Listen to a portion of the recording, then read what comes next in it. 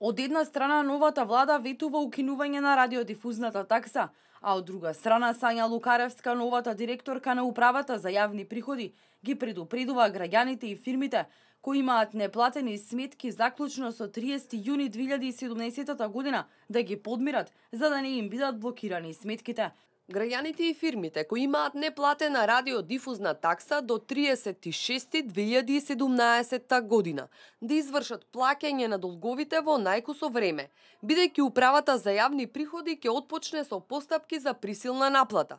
Со цел обврзниците да не се изложуваат на блокирање на сметки и дополнителни трошоци, препорачуваме навремено да проверат дали имаат заостанати долгови, односно истите доброволно да ги платат. Едно од предизборните ветувања на Социјалдемократскиот сојуз, но и еден од главните приоритети на новата влада беше укинување на радиодифузната такса.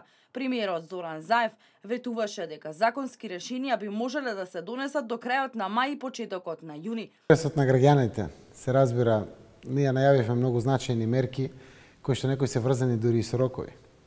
Многу родители, многу деца, многу наставници чека да го укинеме екстерното тестирање заради тоа што тоа е крајот на месец мај или почетокот на јуни, за да бидат на чисто, заради тоа што и психолошки делува, верувам, и на образовниот севкупен процес при финишот на образовната година или учебната година, но тука е укинувањето на радиодифузната такса, враќањето на ефтината тарифа, веднаш донесување на законот за медиуми е многу важно.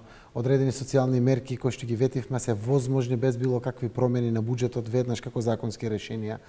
Многу вакви решенија се веќе подготвени, аз верувам дека почетокот на јуни, крајот на мај со првите решенија ќе бидат донесени. И после еден месец од формирањето на новата влада останува неизвестно кога и дали воопшто ќе биде укината радиодифузната такса. Сега според последното соопштение од управата за јавни приходи, останува граѓаните редовно да ги плаќаат своите сметки.